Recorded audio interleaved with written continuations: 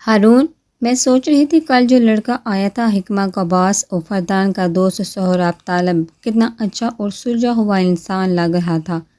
Park میں ہارون ثاقب کے ہمراہ چہل قدمی کرتی آمنہ نے گفتگو کا آغاز کیا، جس پر ہارون نے گردن ترچھی کر کے مسکراتے ان کو دیکھا۔ میری بیوی، کبھی اپنے بارے میں بھی کچھ سوچ لیا کرو، ہارون نے گمبھیر آواز میں ان کا چہرہ تکتے کہا تھا، جس پر آمنہ نے مشکوک نظر سے ان کو دیکھا۔ کیا مطلب ہے آپ کا؟ میری شادی ہو چکی ہے، میں کیوں سوچوں بھلا اپنے بارے میں؟ انہوں نے تیوری چڑھا کر برابر چلتے شوہر کو دیکھ کر کہا، جس پر ہارون کا دل چاہا تھا کہ ان کی طبیعت اچھے سے صاف کر دے۔ تھی تو آخر وہ بھی آمنہ یوسف، فرشتے یوسف کی بڑی بہن۔ ظاہر تو ہونا ہی تھا نا کہ ایک ہی خاندان سے تعلق ہے، بلکہ خونی رشتہ ہے۔ بیوقوف عورت، میں ہمارے بارے میں بات کر رہا ہوں، پریشے کے بہن بھائی کے آنے کے متعلق۔ انہوں نے گہری نظر سے بیوی کا چہرہ تکتے ہوئے کہا، جس پر آمنہ اب ان کی بات کا صحیح مطلب سمجھ کر شرم سے لال پیلی ہو گئی۔ آپ اس کو چھوڑیے، ذرا یہ بتائیے کہ اچھا ہے نا وہ لڑکا حکمہ کے لیے؟ آمنہ نے ان کی کہی بات کو رفع دفع کر کے دوبارہ پہلے چلتا ہوا موضوع چھیڑ دیا۔ مجھ سے 3-4 سال ہی چھوٹا ہوگا وہ، اس کی اور حکمہ کی عمر میں کچھ زیادہ فرق نہیں، ہارون نے سنجیدگی سے کہا، جس پر آمنہ نے ان کو ملامتی نظر سے دیکھا تھا۔ فردان اور فرشتے میں 10 سال کا فرق ہے۔ سہراب، مجھے فردان سے زیادہ 2 سال بڑا لگا، تو حکمہ اور سہراب میں کتنا فرق ہوگا؟ 10 سال کا ہی نا، آپ بلا وجہ کی بات کرتے ہیں ہارون، آمنہ منہ بسور کا کہتے سامنے دیکھنے لگی، جس پر ہارون ان کو دیکھ کر مسکرائے۔ اچھا، میں سوچوں گا اس معاملے میں، اگر تم میری کہی ہوئی بات پر کچھ سوچو، انہوں نے آمنہ کا ہاتھ تھامتے ہوئے کہا، جس پر وہ چم کر رہ گئی۔ ٹھیک، اوکے، ابھی اندر چلیے تاکہ پھر گھر بھی نکلے ہم۔ آپ کو ہسپتال چارجز بھی تو پے کرنے ہوں گے۔ آمنہ اپنا ہاتھ ان کی گرفت سے مشکل سے نکالتے استفسار کر گئی، اور ایک کہاں، کل مراد صاحب اور طالب نے ایسا کرنے ہی نہیں دیا مجھے، میری کچھ سوچنے سے پہلے ہی تمام پیسے کلیئر کر چکے تھے وہ۔ جب میں نے اصرار کیا تو مراد صاحب نے کہا کہ غلطی ہماری تھی، دعویٰ بھی ہم ہی کو کرنا ہے۔ آپ مجھے نانا نواسے کو اپنے گھر دعوت پر بلا لیجیے گا، اس کا بعد میں کیا کہتا آخر؟ ہارون کی بات سن کر آمنہ دل سے مسکرائی اور دونوں ایک ساتھ ہسپتال کی جانب بڑھ گئے۔ حکمہ اپنے دل کے مقام پر ہاتھ کے تیز اور لمبی سانسیں خود میں کھینچ رہی تھی۔ وہ شخص، اس کا لمس، اس کے الفاظ حکمہ کا سارا سکون غارت کر کے چلے گئے تھے۔ کچھ دیر قبل وہ جو ہر طرح کی پریشانی سے بے پرواہ پرسکون سے لیٹی تھی، سہراب کے جانے کے بعد اس کو کس حال میں سکون نہ آیا۔ اس کی کہی گئی مدھم سرگوشیاں حکمہ کے سماعتوں میں اب بھی رس گھول رہی تھی، خود کو اب بھی اس کی استحقاق بڑی نظروں کے پرحدت حالے میں محسوس کرتی۔ سر پر بندے اسکارف میں سے آتی اس کی پرفیوم کی تیز دل فریب مہک حکمہ کی تیز رفتار دھڑکنوں کو مزید منتشر کرنے لگی۔ وہ آنکھیں بند کیے تکیے پر سر رکھے پڑی تھی جب روم کے دروازے پر دستک ہوئی۔ حکمہ اچھل کر بیڈ پر سیدھی ہوئی، خوف سے پھٹی نظریں دروازے پر جمی تھی، کہیں اب سامنے سے تو نہیں آ گئے۔ حکمہ یہی سوچ رہی تھی کہ دروازہ وا ہوا اور اندر وہی ڈاکٹر مسکراتے ہوئے رپورٹ تھامے چلی آئی تھی۔ تو مس حکمہ، آپ کی یہ رپورٹ بھی بالکل ٹھیک ہے، چیسٹ اسکین بھی بالکل پرفیکٹ ہے، کہیں کوئی کمپلیکیشن نہیں، آپ آج ہی جا سکتی ہیں۔ انہوں نے بیڈ پر نیم دراز سانسیں ہموار کرتی اس چھوٹی معصوم سی لڑکی کو دلچسپ نگاہوں سے دیکھا، جس کا چہرہ شاداب ہو رہا تھا۔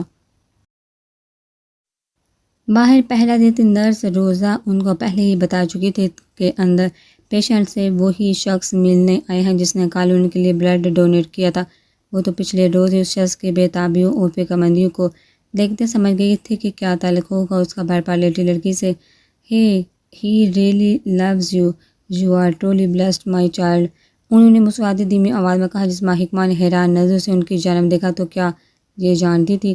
وہ اب بھی لب کھولتی ان سے استفسار کرنے ہی لگی تھی کہ روم کا دروازہ کھلا۔ ہارون اور آمنہ مسکراتے ہوئے اندر آئے تھے۔ ہیلو ڈاکٹر مارگریٹ، کیسی ہیں آپ؟ اور حکمہ کی تمام رپورٹ کلیئر ہے نا؟ ہارون نے ان سے مصافحہ کرنے کے بعد سنجیدگی سے استفسار کیا، جس پر وہ ان کو تمام باتیں رپورٹس کے متعلق بتانے لگی۔ دوسری طرف آمنہ کی نظر سائڈ ٹیبل پر رکھے پھولوں کے 2 مختلف بکے پر پڑی۔ کتنے خوبصورت اور منفرد تھے وہ، واہ، اتنے پیارے پھول کون لایا حکمہ؟ آمنہ کی پرمسرت آواز پر ڈاکٹر اور ہارون دونوں نے گردن گھماتے نظریں اس جانب پھیری جہاں پھول رکھے تھے۔ دوسری طرف حکمہ کے تو پسینے چھوٹ کے گیا، اب کیا جواب دے۔ میں لے کر آئی ہوں اپنی کیوٹ سی پیشنٹ کے لیے۔ ڈاکٹر مارگریٹ سمجھ گئی تھی حکمہ کے تاثرات سے اس کی اندرونی کشمکش، تبھی فوراً بولی، جس پر حکمہ نے ان کی جانب تشکر بڑی نظر سے دیکھا جس پر انہوں نے سر کو ہم دیا تھا۔ بہت پیاری ہیں ڈاکٹر صاحبہ، آمنہ نے مسکرا کر کہا اور پھر روم میں پڑا تمام سامان بیگ میں سمیٹنے لگی۔ اتنے میں ڈاکٹر بھی ساری تفصیل ہارون کو بتانے کے بعد روم سے نکل گئی تھی۔ بھابی وہ فرشتے اپنا کوٹ کا لے کر آئی تھی، بلیک والا، وہ مجھے دے دے، پہن کر نکلوں گی۔ بیڈ پر سے کھڑے ہوتے حکمہ نے کہا، اس کی چال میں اب بھی واضح لرزش تھی۔ ہاں میری جان، یہ لو۔ آمنہ نے کوٹ اس کی جانب بڑھایا جس پر اس نے اپنا حجاب سر پر پنس لگا کر ٹھیک کرنے کے بعد کوٹ پہن لیا۔ ہارون نے تمام بیگز اور آمنہ کے تھرماس اپنے ہاتھ میں تھاما ہوا تھا اور دوسرے ہاتھ سے دونوں حکمہ کو سہارا دیتے روم کے دروازے کی جانب بڑھے۔ بھائی وہ پھول، حکمہ کو اچانک وہ پھول یاد آئے تھے۔ اس کو اچانک لگا اتنے حلوس سے دیے گئے تحفے کو یوں چھوڑ کر جانا۔ او ہاں میں لے کے آتا ہوں۔ ہارون مسکراتے ہوئے اس کا ہاتھ چھوڑ کر سائڈ ٹیبل کی طرف بڑھے اور پھول تھام لیے۔ وہ واپس آئے تو ان کو کچھ سمجھ نہ آیا کہ کس ہاتھ میں پھول تھامے اور کس میں اس کا ہاتھ۔ بھائی یہ آپ مجھے دے دیں اور آپ میرا ہاتھ تھام لیں، حکمہ نے دھیمی آواز میں کہا جس پر ہارون نے مسکرا کر سر کو ہم دیتے پھول اس کے حوالے کیے جو حکمہ نے اپنے دوسرے ہاتھ سے تھام کر سینے سے لگا لیے تھے۔ آنکھیں موندتی وہ پھولوں کی دل فریب خوشبو اپنے اندر اتار کر چھوٹے چھوٹے قدم اٹھاتی روم کا دروازہ دگل کا ہسپتال کی راہداری کی جانب ہارون اور آمنہ کے ہمراہ ان کے سہارے بڑھ گئی۔ سر بہت بہت شکریہ آپ کا، میری تو سالانہ اتنی تنہا نہیں جو۔ وہ ابھی آگے بھی کچھ بولتی کہ کار میں بیٹھے سہراب نے اس کی بات کاٹ دی۔ روزہ کوئی پرابلم نہیں، اب یہ بتاؤ۔ مس حکمہ روم سے نکل گئی۔ اس کی باری بیتاب آواز پر روزہ نے اس کو بتایا تھا جس پر اس نے کال کاٹ کر سیاہ سن گلاسز کے پیچھے چھپی سبز چمکتی آنکھیں ہسپتال کے مین انٹرنس پر مرکوز کر دی۔ وہ اس کے روم سے باہر نکلنے کے بعد کار میں آ کر بیٹھا اس کا ہی انتظار کر رہا تھا۔ 20 منٹ کا انتظار مانو 20 سال کا ہو گیا۔ شاید محبت میں کچھ ایسا ہی ہوتا ہے۔ سہراب اضطراب کی کیفیت کے زیر اثر کسی نوعمر لڑکی کی طرح اسٹیئرنگ وہیل پر اپنی باری انگلیاں بجا رہا تھا۔ سیاہ چمکدار بورڈ میں مقید پاؤں میں ایک جگہ رکھا مسلسل ہل رہا تھا۔ اتنے میں اس کی نظر سامنے سے ہلکے قدم اٹھا کر چلتی ہوئی آتی اپنے بھائی اور بھابھی کا سہارا لیے حکمہ پڑی اور واپس پلٹنا بھول گئی۔ 20 منٹ پہلے ہی اس کو دیکھ کر آیا تھا اور اب بھی ایسے دیوانوں کی طرح بنا پلکیں جھپکائے اس کو دیکھنے لگا جیسے سالوں سے نہ دیکھا ہو۔ وہ کچھ دیر قبل سہراب کے ہاتھ میں جو اسکارف تھا اس کو اپنے چہرے کے گرد اس کے محسوس حجاب سٹائل میں لپیٹے بلیک لانگ کوٹ میں ملبوس اس کے دیے ہوئے پھول اپنے سینے سے لگائے نازک ہونٹوں پر مبہم سی مسکراہٹ تھی۔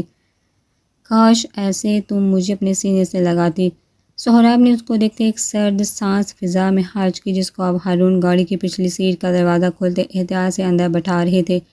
اس کے گاڑی میں بیٹھتے ہی دوسری طرف سے آمنہ اور سامنے سے ہارون کار کے آگے کے دروازے کھولتے اندر بیٹھ گئے۔ کچھ ہی لمحوں بعد گاڑی ہسپتال کے احاطے سے باہر نکل گئی۔ سہراب کی نظروں نے احاطہ اس کا تعاقب کیا اور جب وہ نظر سے اوجھل ہو گئی تو سر جھٹکتے سامنے اسٹینڈ پر ٹکی اپنے فون پر کسی کا نمبر ملایا تھا۔ ہیلو السلام علیکم طالب بھائی۔ جی حکم کیجیے۔ سہراب کے انڈر کام کرنے والے کیپٹن فیاض کی آواز تھی یہ۔ آج سے 7 سال قبل جب وہ اپنے تمام کورسز کمپلیٹ کر کے پاکستان سے سان ڈیاگو شفٹ ہوئے تھے تو تب اس کا وہاں اس سے 5 سال چھوٹا ایک دوست تھا جس کی اندر قابلیت اور لگن دیکھتے اس نے آرمی کے حساس ادارے میں اس کو ریفر کیا تھا۔ اس کا ایسا کرنا واقعی کارگر ثابت ہوا۔ فیاض بہترین ثابت ہوا تھا ادارے کے لیے اور ابھی 1 سال قبل سان ڈیاگو اپنی مشن ٹریننگ کے لیے آیا ہوا تھا۔ وعلیکم السلام، میں ٹھیک ہوں فیاض، تم جانتے ہو فردان کے بعد میں تم پر بھروسہ کرتا ہوں۔ اس کی بارش سنجیدہ آواز کار کی خاموش فضا میں گونجی جس نے فون کے اس پار موجود فیاض کو بھی چونکنے پر مجبور کر دیا۔ ہاں ہاں بھائی کیا ہوا؟ فیاض نے پریشانی سے کہا جس پر سہراب نے بولنا شروع کیا تھا۔ فیاض میں اور فردان آلریڈی آج کل بہت سے مسائل میں گرے ہوئے ہیں لیکن میرا ایک اور مسئلہ بھی ہے جس کو اپنے طور تو میں حل کر چکا ہوں، پر چاہتا ہوں کہ کوئی ایسا ہو جس پر میں بھروسہ کرتا ہوں اور وہ میرا کام کرے۔ سہراب نے اپنی بات مکمل کرنے سے پہلے کافی لمبی چوڑی تمہید باندھی تھی جس پر فیاض ہش کھا کر گرنے والا تھا۔ بھائی آپ کی طبیعت ٹھیک ہے نا؟ پہلی بار اتنا زیادہ بولتے ہوئے دیکھا ہے آپ کو۔ فیاض کی حیران پریشان آواز پر سہراب مبہم سا کھلکھلایا جس پر فیاض بس مرنے ہی والا ہونے لگا۔ بھائی قسم سے میرے دل کی دھڑکن بند ہو جائے گی، آپ مجھے بتائیے آپ ہیں کہاں؟ میں آتا ہوں آپ کے پاس۔ آپ کی مجھے طبیعت ٹھیک بالکل نہیں لگ رہی۔ وہ پریشانی سے کہتے اپنے اپارٹمنٹ سے باہر ہی نکلنے لگا تھا کہ سہراب نے اس کو جھٹکا۔ اچھا زیادہ فالتو باتیں نہیں، تمہاری ٹیم چاہیے مجھے ایک ہفتے کے لیے، ایک ایڈریس ہے ادھر پروٹیکشن کے لیے، سہراب نے سنجیدگی سے کہا، جس پر فیاض بھی سنجیدہ ہو گیا تھا۔ 24 گھنٹے کی ڈیوٹی دینی ہوگی اور بالکل اس طرح کے ارد گرد سے گزرتے ایک فرد کو بھی اندازہ نہ ہو کہ کس کام کے لیے بندے بٹھائے گئے ہیں وہاں۔ سہراب نے مکمل بات اس کو سمجھائی تھی، جس پر فیاض سوچ میں پڑ گیا۔ بھائی آپ فکر ہی نہ کریں، میں بھیجتا ہوں اپنی ٹیم، مگر بھائی وہاں رہتا کون ہے؟ فیاض کے سوال پر سہراب کے لبوں پر دلکش مسکراہٹ ابھری۔ تمہاری بھابھی، اس نے مدم سرگوشی نما آواز میں کہا، جس پر فیاض کے ہاتھ سے فون گرتے گرتے بچا تھا۔ نہ کرے، فردان بھائی کی تو مجبوری تھی، ان کی ماما فورس کر رہی تھی ان کو، مگر آپ نے شادی کر لی اور بھابھی کا اتنا خیال بھی۔ او میرے خدایا، میں کیا خواب دیکھ رہا ہوں؟ اس کی اداکاری پر اس کے انگریز روم میٹ نے بھی کچھ حیران نظروں سے اس کو دیکھا، جبکہ دوسری طرف کار میں بیٹھے سہراب کو اب تپ چڑھنے لگی تھی۔ فیاض فالتو بکواس نہ کرو میرے ساتھ، جتنا کہا ہے اتنا کرو، ٹیم کے ہیڈ کو بولنا ہر 1 گھنٹے بعد میرے نمبر پر رپورٹ فارورڈ کرے۔ سہراب نے یہ کہتے بغیر اس کا جواب سننے کال کاٹ دی اور کار سٹارٹ کرتے ہسپتال کے پارکنگ سے نکالتے سڑک پر ڈال دی۔ اب اس کا ارادہ پینٹ ہاؤس جانے کا تھا۔ ہائے اللہ جی، میری پیاری دوست آگے اور پرشے، پھول ڈالو یار۔ فرشتے اور پرشے جو کافی دیر سے اس کی راہ میں نظریں بچھائی بیٹھی تھی، کار کی آواز سن کر پھولوں کی پنکھڑیوں سے بڑے شاپر لا کر دروازے پر کھڑی ہو گئی۔ وہ دونوں چہرے پر 440 وولٹ کی مسکراہٹ لیے اندر آتی حکمہ پر پھول نچھاور کر رہی تھی۔ حکمہ تو بس رونے کو پر تولے بیٹھی تھی، بس آنکھوں سے آنسو بھی گرنے ہی والے ہوں جیسے۔ نہ اللہ کی بندی، تمہیں خدا کا واسطہ ہے، اس خوشی کے موقع پر رونا نہیں، قسم سے میرا موڈ آف ہو جائے گا۔ فرشتے نے حکمہ کی سی آنکھوں میں چمکتے آنسو دے کر کہا، جس پر حکمہ روتے روتے ہنس دی۔ اس کے بعد وہ سب اس کو سہارا دیتے اندر تک لائے تھے۔ فرشتے جلد سے بھاگتے ہوئے ڈائننگ روم میں گئی اور سامنے پڑے 3 سیٹر پر تکیے آرام دہ انداز میں سیٹ کرتے حکمہ کو اس پر لٹا دیا تھا۔ ارے واہ حکمہ، یہ اتنے پیارے پھول کس نے دیے؟ حکمہ نے صوفے پر بیٹھتے ہاتھ میں تھامے پھول سامنے کانچ کی ٹیبل پر رکھ دیے تھے۔ ہاں، یہ وہ ڈاکٹر نے دیے تھے، حکمہ نے گھبرا کر جواب دیا، جس پر ایک نظر فرشتے نے چون کر اس کے معطر ہوتے چہرے کو دیکھا اور پھر کندھے اچکاتے اس کے گلے لگی۔ میں اتنا ڈر گئی تھی نا یار، تمہیں کیا بتاؤں، اللہ کا شکر ہے تم اب ٹھیک ہو بالکل۔ فرشتے نے اس کے گال پر بوسہ دیتے ہوئے کہا۔ وہ 2 زانو حکمہ کے سامنے بیٹھی تھی۔ ہارون اور آمنہ نے محبت پاش نظروں سے دونوں دوستوں کے لازوال دوستی کو دیکھا اور دونوں ایک دوسرے کے سنگ کچن کی جانب چل دیے۔ رات کے کھانے کی تیاری کرنی تھی کیونکہ اب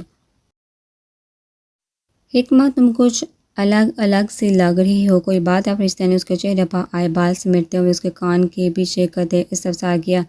اس کا حجاب حکمہ کے لٹاتے ہی اس نے اتار دیا تھا۔ ہاں یار، وہ سہراب ہے نا؟ وہ آگے کیا بولتی؟ فرشتے کی شرارت بڑی نظروں سے پریشان ہونے لگی۔ فرشتے تو اس کے منہ سے گرین مانسٹر کی جگہ سہراب سن کر ہی مستی کے موڈ میں آ گئی تھی۔ یار پلیز، میں آلریڈی بہت کنفیوز ہوں، اور نہ کرو۔ حکمہ نے اس کی شرارت سے بڑی آنکھوں سے نظریں چراتے روحان سی آواز میں کہا، جس پر فرشتے فوراً سیدھی ہوتی لائن بڑھائی تھی۔ اچھا بول آگے۔ فرشتے مسکراہٹ ضبط کرتے سیریس ہو کر بیٹھ گئے، جس پر حکمہ شروع سے لے کر آخر تک اپنی آپ بیتی اس کو سنانے لگی تھی۔ فرشتے کی تو سہراب کی پرپوز کرنے والا انداز سن کر ہی آنکھیں چمک اٹھی۔ وہ بڑی انہماک سے زمین پر اس کے سامنے بیٹھے اس کا ایک ایک لفظ سن رہی تھی۔ یا اللہ، کتنا رومانٹک اور زبردست بدلہ ہے۔ انگوٹھی کہاں ہے؟ انگوٹھی دکھاؤ۔ فرشتے نے حکمہ کا الٹا ہاتھ تھامتے اس کی رنگ فنگر دیکھی، مگر وہ خالی تھی۔ وہ تو میں نے لی ہی نہیں، ان سے منع کر دیا میں نے، حکمہ نے کندھے اچکاتے لاپرواہی سے کہا تھا، جس پر فرشتے کا منہ حیرت سے پورا کھل گیا۔ کیا تم نے منع کر دیا؟ او لڑکی، کیا تم پاگل ہو؟ ایک بندہ اتنی محبت سے تمہیں پرپوز کر رہا ہے اور تم نے انکار کر دیا؟ یا اللہ، کیسی لڑکی ہو تم حکمہ ثاقب۔ مجھے دیکھو، پوچھو مجھ سے، جس کے سگے شوہر کے نخرے نہیں ختم ہوتے۔ میرے سامنے میرا شوہر ایسے جھکے نا، میں تو منہ چوم لوں اس کا، قسمیں۔ فرشتے اونچی آواز میں کہتے اس کو دوہائیاں دے رہی تھی۔ حکمہ نے پریشان نظروں سے دانت پیستے اس کو دیکھا۔ پاگل، چپ ہو جاؤ، وہ کوئی میرا پیچھا نہیں چھوڑ دیں گے، کل مراد سر کو بھیجیں گے، وہ میرے رشتے کے لیے اتنا معصوم مت سمجھو ان کو تم۔ حکمہ نے اس کے ہونٹوں پر ہاتھ رکھتے سرگوشی میں کہا، جو آپ ابھی ہائے اللہ منہ میں بڑبڑاتی اپنا سر پیٹ رہی تھی، مگر حکمہ کے رشتے والی بات سن کر قدرے مطمئن ہوگی۔ اوفو، شکر ہے اللہ کا، میں تو ڈر ہی گئی تھی۔ فرشتے نے کندھے جھٹکتے حکمہ کا ہاتھ اپنے ہاتھ سے ہٹایا۔ وہ ہنسنے لگی۔ اس کو جو بے تحاشا ہنستے دیکھ حکمہ بھی مسکرا دی تھی۔ تیاری بیوری پوری ہے صبح کی؟ سہراب نے سامنے کھڑے فردان سے پوچھا، جو گونڈ گونڈ سگار کا دھواں اپنی سانسوں میں منتقل کر رہا تھا۔ راج کی لاش کو بالکل راجکمار کی طرح تیار کروایا ہے میں نے، فردان نے باری تمسخرانہ آواز میں کہا، جس پر سہراب کے لبوں کو بھرپور مسکراہٹ نے چھوا۔ بیچارہ ہینڈرک اپنی جیت کے مزے اڑا رہا ہوگا۔ سہراب نے سامنے پڑے لیپ ٹاپ پر ٹائپنگ کرتے کہا، جس پر فردان اس کے سامنے صوفے پر آ کر بیٹھا تھا۔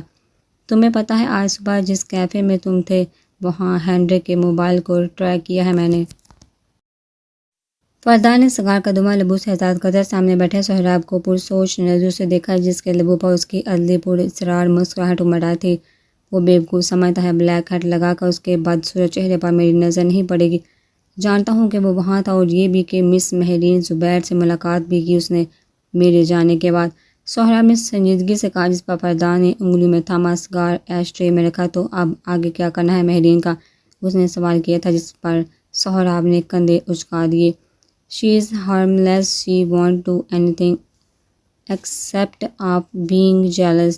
سہراب نے سرسری طور پر کہا تھا۔ اس کے زبان سے نکلے تمام لفظ اس کے لیے غلط ثابت ہونے والے تھے۔ آگے عورت جب انتقام لینے پر آئے تو وہ پوری نسلیں تباہ کر دیتی ہے۔ I suggest you to keep an eye on her. فردان کی باری گمبھیر آواز سہراب کے پینٹ ہاؤس میں بنے لاؤنج میں گونجی۔ سہراب نے لیپ ٹاپ کی روشن اسکرین پر سے نظریں اٹھا کر سامنے صوفے کی پشت سے سر ٹکائے بیٹھے فردان کو دیکھا، جو چھت کو گھور رہا تھا۔ تم مان کیوں نہیں لیتے فردان؟ مصطفیٰ کے محبت ہو گئی ہے تمہیں؟ سہراب نے سامنے پڑے لیپ ٹاپ کی اسکرین کو نیچے گراتے کہا، جس پر فردان نے یوں ہی بیٹھے رہتے گردن ترچھی کر کے سہراب کو دیکھا، اور پھر واپس سرد نیلی آنکھیں چھت پر مرکوز کر لیں۔ تم نے کر لی نا، بہت ہے، مجھے فضول مشورے دینے کی ضرورت نہیں ہے۔ فیاض کی کال آئی تھی، بتا رہا تھا وہ مجھے کہ کس طرح دیوانے ہوتے جا رہے ہو تم، فردان نے چھت کو گھورتے ہوئے کہا، جس پر سہراب کا چہرہ پل بھر میں سرخ ہوا تھا۔ یہ فیاض، اس نے آدھی بات کہتے مٹھیاں بھینج کر ابلتے غصے پر ضبط کیا، جس پر فردان نے اس کو تمسخر بڑی مسکان لبوں پر سجائے دیکھا تھا۔ رہنے دو اب سہراب طالب، تم کس کام کے نہیں ہو؟ فردان نے مسکراہٹ اس کی جانب اچھالی اور ٹیبل پر پڑی اپنی کار کی چابیاں اٹھاتے کھڑا ہوتا مضبوط قدم اٹھاتے دروازے کی جانب بڑھ گیا۔ اس کے جاتے ہی سہراب اس کے لفظوں پر سر جھٹکتے مسکرایا تھا۔ صحیح تو کیا کر گیا ہے یہ، تم کسی کام کے نہیں طالب، وہ خود کلامی کرتا سبز آنکھیں سامنے بیڈ ٹی وی اسکرین پر جمائے صوفے پر نیم دراز ہو گیا، نگاہوں کے سامنے ایک بار پھر کسی کا معصوم چہرہ آ ٹھہرا تھا۔ وہ اپنے وسیع و عرض ٹی وی لاؤنج میں بیٹھا مارننگ ٹی پی رہا تھا۔ سامنے لگی 50 انچ کی LED اسکرین پر آج کے مین اسٹریم بولٹن کی زینت بھی فردان، مصطفیٰ اور سہراب طالب ہی تھے، جن کو دیکھتے چائے کی چسکیاں بڑھتے ہینڈرک کے سر میں درد ہونے لگا۔ بیلا بیلا وہ اونچی آواز میں ہلکے قبال لگایا۔ کچن میں کام کرتی ملازمہ اس کی آواز پر بھاگتی ہوئی لاؤنج میں اس کے سامنے ہاتھ باندھے کھڑی ہوگی۔ پورا وجود اس کے اسے بڑی گولیوں سے گھبراتا کانپ رہا تھا۔ اتنی دیر سے کیوں آئی ہو؟ کہاں مر گئی تھی؟ وہ قہر برساتی آواز میں ایک بار پھر گرایا، جس پر سامنے یونیفارم میں کھڑی درمیانی عمر کی بیلا پوری جان سے لرز گئی۔ سر، وہ میں آپ کے لیے بریک فاسٹ بنا رہی تھی، اس نے نظر زمین پر جمائے کہا، جس پر ہینڈرک نے منہ بنایا تھا۔ اچھا صبح صحیح ہے، زیادہ بکواس نہ کرو میرے سامنے، اب ٹی وی بند کرو اور میرا فون لا کر دو مجھے، اس نے کراہت سے کہتے ہاتھ میں تھاما کپ سائڈ ٹیبل پر بٹھا۔ موڈ سخت آف تھا۔ ٹی وی پر چلتے فردان اور سہراب نامے کو دیکھتے۔ کمبخت، خوشیاں ہی منا رہے ہوں گے، اور مشہور کر دیا میں نے حرام زادوں کو، وہ منہ ہی منہ میں بڑبڑایا تھا۔ اتنے میں بیلا نے اس کے سامنے فون کیا، جس کو وہ ہاتھ میں جبرتا آنکھوں کے اشارے سے اس کو جانے کا کہہ دیا، جس پر وہ جان بچ جانے پر سکون کا سانس لیتی واپس کچن کی جانب چل دی۔ اپنی تھوڑی پر انگلیاں پھیرتا ہینڈرک اب فون لاگ میں کسی کا نمبر تلاش کر رہا تھا۔ ہاں یہ رہا، چلو مہرین بی بی، اب تم سے فائدہ اٹھاتے ہیں۔ اس کا نمبر ملا کر موبائل فون کان سے لگاتے وہ کمینگی سے مسکرایا۔ سیدھا ہو کر صوفے پر بیٹھے اس نے اپنے پیر سامنے پھیلا لیے تھے۔ اوہ ہیلو مہرین ڈیئر، کیسی ہو تم؟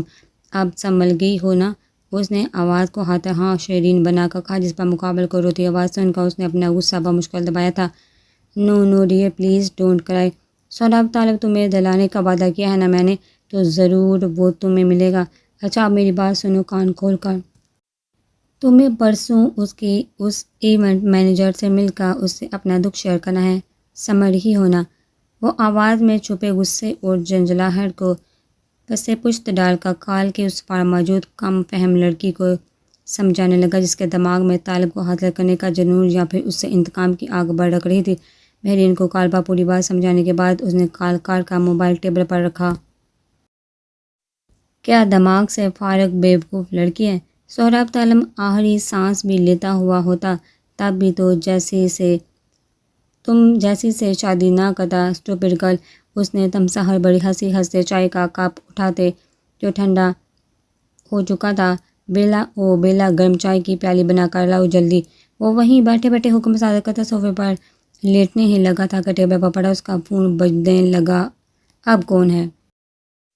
اس نے موبائل اٹھا کر دیکھا تو اسکرین پر ان نون نمبر جگمگا رہا تھا۔ اس نے فون واپس ٹیبل پر ویسے ہی رکھ دیا۔ عموماً کال 50 سیکنڈز بعد خود ڈسکنیکٹ ہو جایا کرتی تھی، مگر اس وقت 1 منٹ سے بھی زیادہ کا وقت گزر گیا مگر ٹیبل پر پڑا فون ہنوز ویسے ہی بغیر رکے بج رہا تھا۔ یہ کیا ماجرا ہے؟ اس نے کچھ حیرانی سے کہتے کال پک کرتے کان سے لگا لی۔ ابھی وہ لب واہ کرتا کچھ کہنے ہی لگا تھا، مقابل کی باری مسکراتی آواز اس کی سماعتوں کو سن کر رہ گئی۔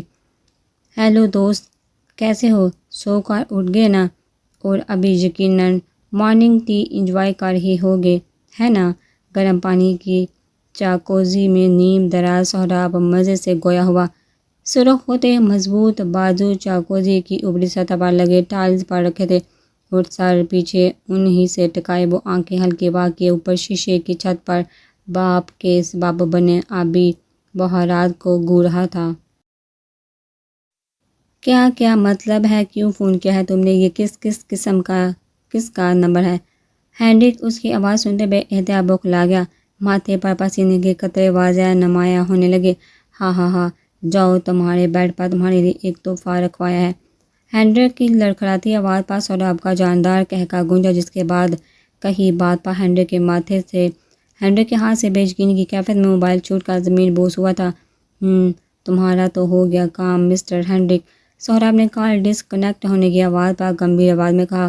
پھر اس نے وائس کمانڈ سے اپنی پرسنل اسسٹنٹ مسز پیٹرز کو کال میں لائی تھی۔ مسز پیٹرز، آپ کا کام ہو گیا، آپ کی سسٹر ان لا اور بھائی کے پاس پورے 15 منٹ ہیں، ان سے کہیے کہ ہینڈرک کے گھر سے پیچھے کے دروازے سے باہر نکلے۔ وہ باہر ہی میری بندوق کی کار ہے جو ان دونوں کو ہمارے آفس پہنچائے گی، جہاں سے وہ میرے جیٹ میں روس ہمیشہ کے لیے روانہ ہو جائیں گے۔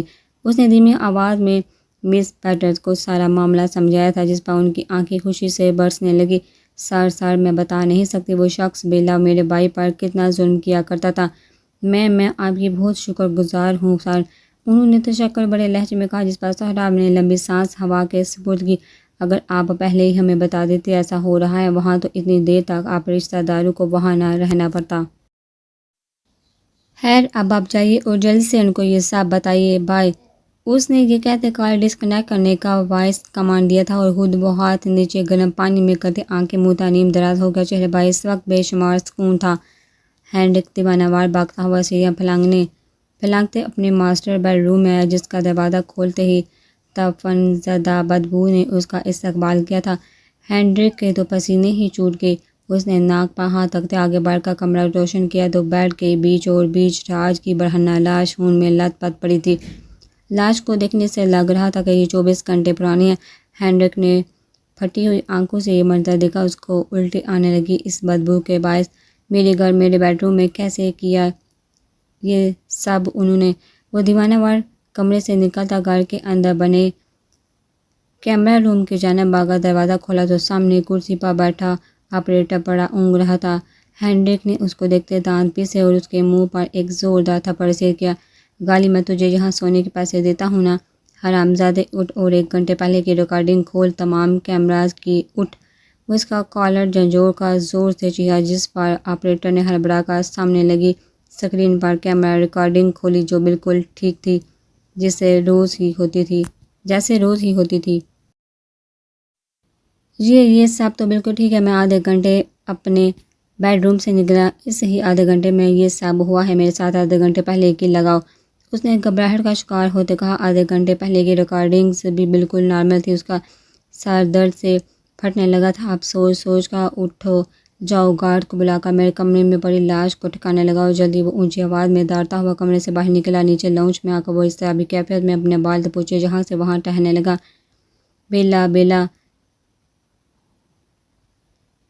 بسکٹ لے کر آؤ بیلا، وہ زور سے چیخنے لگا، مگر کچن سے کوئی آواز نہ آئی تھی۔ سب چھوڑ چھاڑ وہ کچن کی جانب دوڑا جو حال ہی بڑا سائنس کر رہا تھا۔ تو یہ سب بیلا نے اپنے شوہر کے ساتھ، وہ یہ سوچتا کچن سے باہر گارڈ کو ان کو ڈھونڈنے کا حکم دینے کے لیے آواز لگانے ہی لگا تھا کہ گارڈ کے اندرونی دروازے کی بیل بجنے لگی۔ وہ تیز قدم اٹھاتا دروازے کی جانب بڑھا، بغیر کسی تصدیق کے دروازہ کھولا اور سامنے کھڑے شخص کو دیکھتے اس کے قدم زمین میں دھنس گئے تھے۔ ڈی سی ڈین نائر چہرے پر مبہم مسکراہٹ لیے اپنی سرد چمکتی آنکھیں اور شاندار پرسنالٹی کے ساتھ ڈارک بلو ڈریس شرٹ کے اوپر محسوس بلیک ایف بی آئی جیکٹ پہنی، بلیک ڈریس پینٹ کے ہمراہ چوڑے شانوں سینے پر جگمگاتے بیجز لیے تمساح بڑی نظر سے اس کو دیکھ رہا تھا۔ مسٹر ہینڈرک برتھ آپ کو ہمارے ساتھ چلنا ہوگا۔ ہفتے کی شب ہونے والی دعوت میں پوائزنگ دینے کی واردات کے سبب آپ پر شک ہے۔ ہینڈرک جو سانس روکے کھڑا اس کو دیکھ رہا تھا، اس کی بات سن کر ہڑبڑا گیا۔ ہاں چلیے مسٹر ڈی سی، کوئی بات نہیں، ہم تیار ہیں آپ کے مہمان بننے کے لیے۔ ہمارے لیے تو اعزاز کی بات ہے، ڈی سی صاحب خود آئے ہیں ہمیں لینے۔ وہ فوراً دروازہ بھیڑ کر آگے بڑھنے ہی لگا تھا کہ سامنے کھڑا فردان کی نظر پیچھے گزرتے گارڈ کے ہاتھوں میں تھامے بلیک بڑے سے شاپر پر پڑی اور اب وقت تھا اداکاری کرنے کا۔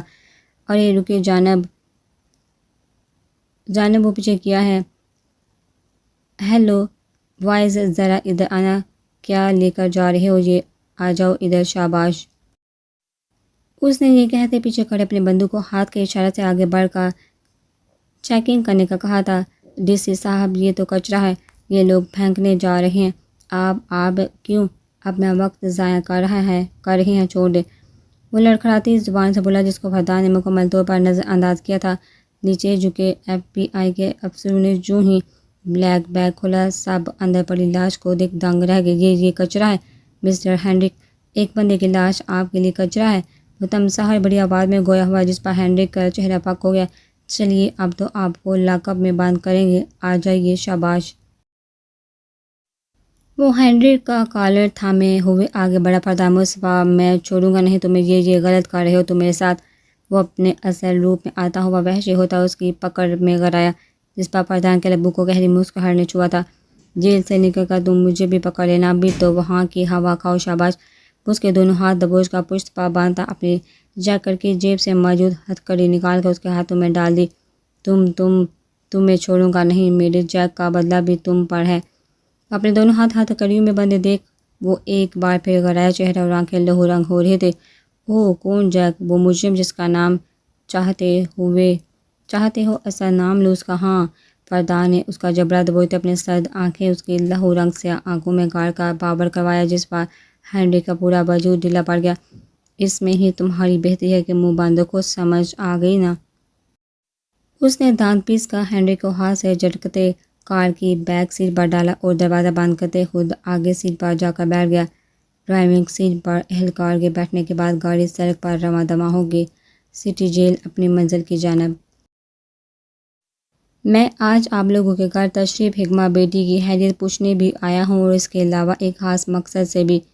ہارون، امنہ اور فرشتے مرجان صاحب مراد صاحب کے ہمراہ ڈرائنگ روم میں بیٹھے ہوئے تھے۔ انہوں نے کچھ دیر قبل اپنے آنے کی اطلاع دی تھی، جس پر آمنہ نے ہارون کو ہسپتال کال کر کے واپس کر بلا لیا۔ جی مراد صاحب، بالکل کیجیے، حکمہ سو رہی ہے، میڈیسن وغیرہ لے رہی ہے نا، لیکن کچھ دیر میں اٹھ جائے گی، ہارون نے مراد علی خان کو بتایا، جس پر وہ مسکرا دیے۔ انکل آپ چائے لیجیے نا، وہ یہ بسکٹ بھی ٹرائی کیجیے۔ فرشتے نے ٹیبل پر رکھے لوازمات کی طرف ان کو متوجہ کیا، جس پر انہوں نے پیار سے اس کے سر پر ہاتھ رکھا تھا۔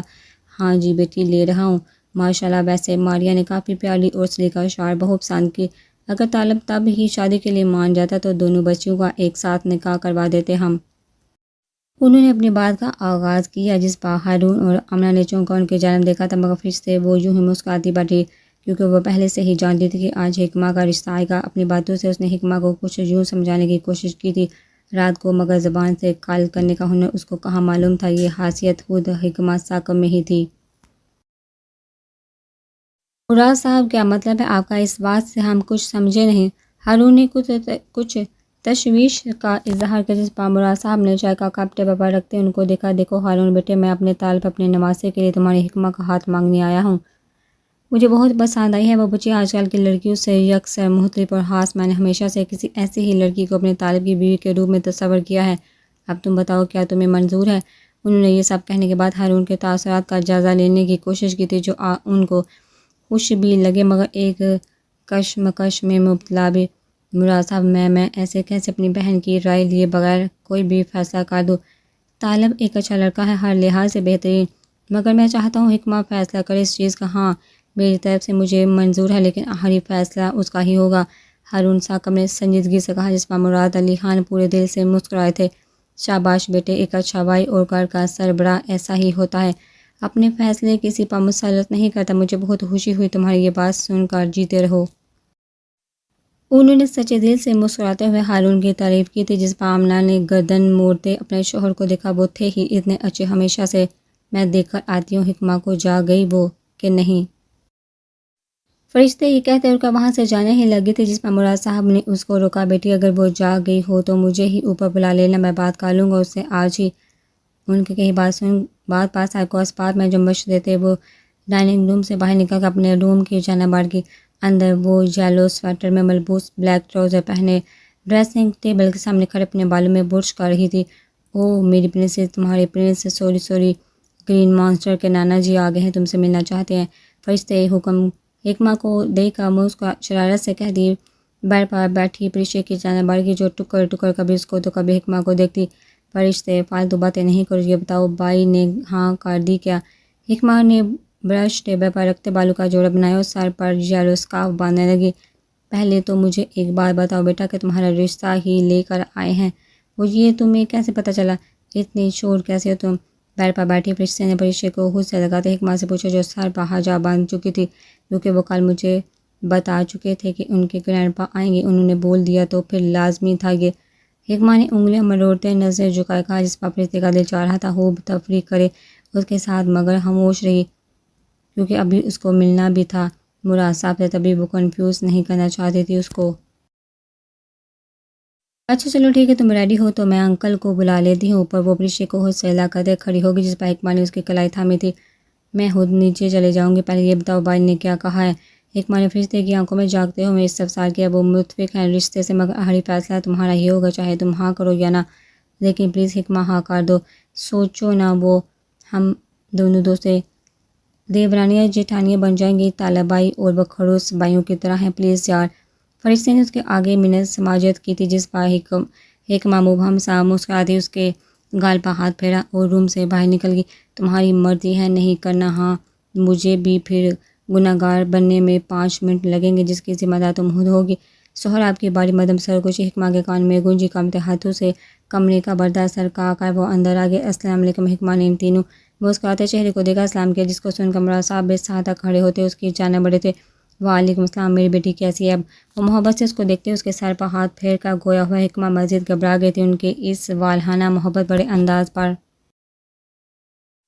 ہارون نے ان کو دیکھتے آمنہ کو کمرے سے باہر نکلنے کا اشارہ کیا، جس پر وہ سر ہلاتے ان کے ہمراہ باہر نکل گئی۔ میں کافی بہتر ہوں مراد سر، آئیے بیٹھیے نا پلیز۔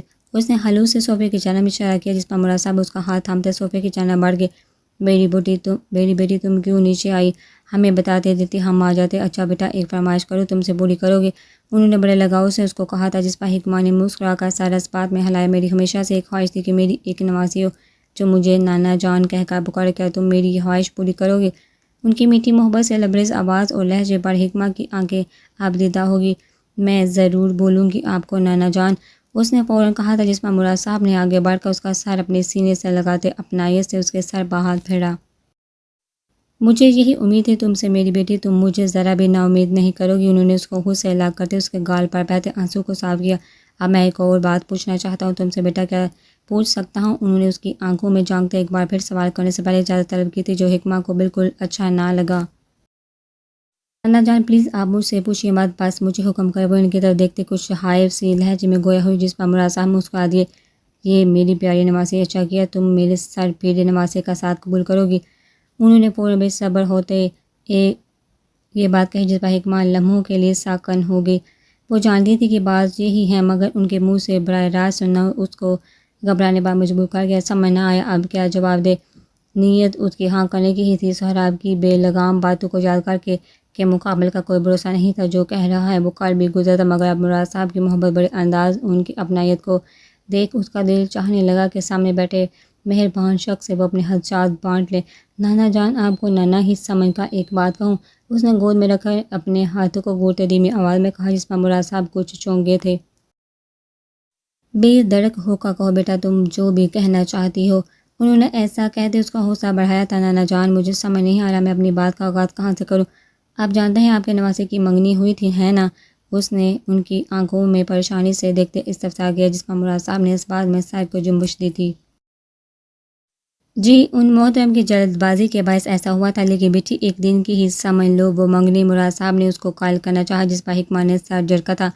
نانا جان، میرے لیے وہ منگنی معنی نہیں رکھتی۔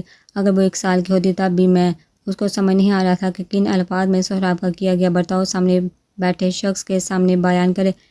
سر، مجھے اس سے پہلے، میرا مطلب ہے منگنی سے پہلے ہراس کر چکے ہیں انہوں نے۔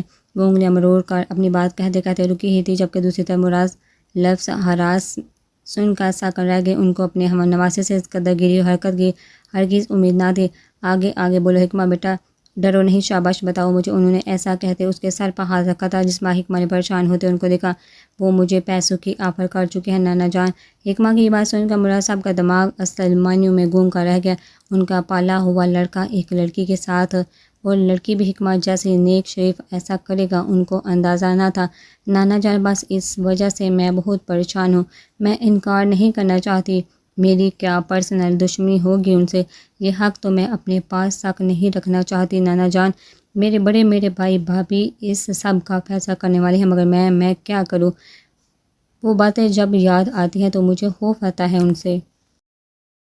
حکمہ نے پریشانی سے کہا، جس پر مراد صاحب نے اس کے سر پر ہاتھ رکھا۔ بیٹا، میں اب کیا کہوں؟ تمہاری باتوں کو سن کر میں اب خود شرمندہ ہو گیا ہوں۔ میرا نواسا ایسی حرکت کر سکتا ہے؟ مجھے یقین نہیں آ رہا بیٹا۔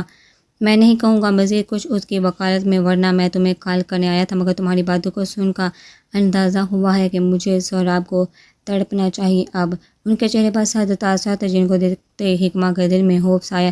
نہیں نانا جان، مجھے نہیں تڑپانا کسی کو، پلیز۔ آپ ایسا ہرگز نہیں سمجھیے کہ میں نے آپ کو شرمندہ کرنے کے لیے سب کہا ہے۔ آپ کو اپنا سمجھ کر تمام باتیں میں نے بتائی ہیں، ورنہ میرا ارادہ تھا سیدھا ہاں کر دینے کا۔ میں انکار نہیں کر رہی، بس مہلت چاہتی ہوں کچھ وقت کی، تاکہ میں سب ذہنی طور پر قبول کر لوں۔ حکمہ کی کہی بات پر مراد صاحب کو شدید شرمندگی نے آن گھیرا تھا۔ اتنا سب سہنے کے باوجود بھی اس بچی نے انکار نہیں کیا، یہ تو اس کا بڑا پن ہی تھا۔ جہان کو اپنے نواسے کی پسند پر فخر ہوا، وہیں اس کی حرکتوں کے بارے میں جان کر شدید طیش میں آیا تھا۔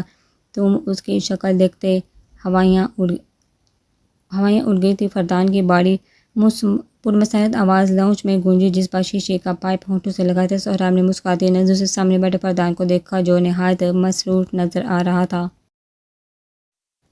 یہ تو ہو گیا، اب جنرل صاحب کب آئیں گے؟ مجھ سے انتظار نہیں ہو رہا۔ سہراب نے منہ پر کرتے تمام دماغ فضا میں منتقل کیا تھا، جس پر فردان نے اس کے بےتاب لہجے کو سن کر اس کو سخت گول سے نوازا۔ تم سے الجھن ہونے لگی ہے مجھے، سہراب طالب۔ میرے ساتھ بیٹھ کر یہ حرافاتی باتیں مجھ سے نہ نکالا کر۔ اس کے ہاتھ سے شیشے کا پائپ جبڑ کر فردان نے جھنجھلاتی ہوئی آواز میں کہا۔ ابھی وہ پائپ منہ سے لگانے ہی لگا تھا کہ باہر کا دروازہ پوری قوت سے کھولا۔ تم تو خاموش رہو اور خوف کھاتے رہو اپنے جذبات سے۔ میرے تو گرینڈپا آگے میرا پیغام لے کر تم بس اندر ہی اندر جلتے رہنا۔ سہراب اس کی بات کے جواب میں تمسخر بڑے لہجے میں کہتا کوچ سے کھڑا ہو گیا۔ اس کی کہی باتوں پر فردان نے مٹھیاں بھیج کر اپنا غصہ ضبط کیا۔ اتنے میں مراد صاحب غصے سے ہوتا چہرہ لیے طوفان کی مانند لاؤنج میں داخل ہوئے تھے۔ بل اٹھاؤ ٹیبل پر تھے یہ حرافات، جلد ہی اٹھاؤ۔ وہ ٹیبل پر پڑے شیشے کو دیکھتے دوڑے، جس پر سہراب اور فردان نے ہم وقت ایک دوسرے کو حیران نظروں سے دیکھا۔ ان کو کیا ہوا؟ فردان نے ہونٹ ہلا کر کندھے اچکاتے سوال کیا، جس پر سہراب نے اس کو آنکھوں کے اشارے سے بے فکر رہنے کا کہا۔ ارے کیا ہوگا جنرل صاحب، اتنا غصہ؟ خیر ہے؟ سہراب نے ان کے کندھوں پر محبت سے ہاتھ رکھتے مسکراتے ہوئے استفسار کیا، جس پر مراد صاحب نے اس کا خوبرو چہرہ نظر انداز کرتے اس کے ہاتھ اپنے کندھوں سے جھٹکے تھے۔ تمہیں تو مجھ سے بات کرنے کی ضرورت ہی نہیں ہے سہراب طالب، دفع ہو جاؤ میرے گھر سے۔ انہوں نے اس کی طرف دیکھے بغیر غصے سے ایسا کہا تھا جس پر سہراب ٹھٹک کر ان کو دیکھنے لگا۔ ان کے 25 سالہ ساتھ میں بھی آج تک مراد صاحب نے اس سے اس انداز میں بات نہ کی تھی۔ میں چلا جاؤں گا، پہلے آپ مجھے اس کا جواب دیں۔ وہ بھی سنجیدگی سے اسپاٹ انداز میں، گویا ہمیں پیچھے بیٹھا فردان پرشوق نظروں سے یہ منظر دیکھ رہا تھا۔ چٹا اور جہاں پڑا تھا سہراب طالب کو زندگی کا دوسرا تھپڑ اپنے گرانپا کے ہاتھوں۔ فردان یہ دیکھتے فوراً کھڑا ہوتا، مراد صاحب کے پیچھے آ کر ان کے کندھوں پر ہاتھ رکھ گیا۔ ان کا پورا وجود غصے کے باعث لرز رہا تھا۔ دوسری طرف مقابل کھڑا لمبا چوڑا دراز قامت سہراب اپنے دائیں کان پر ہاتھ رکھے یک تک ان کو حیران نظروں سے دیکھ رہا تھا۔ یہ تربیت کی تھی میں نے تمہاری کہ تم شریف گھرانے کی لڑکی کو اتنی گری ہوئی آفر کرو، اسی لیے تمہیں میں نے پالا پوسا جوان کیا۔ بے غیرت تمہاری ہمت کیسے اس کو اس قسم کی گھٹیا پیشکش کرنے کی، منہ میں حق نہیں پڑی تمہاری؟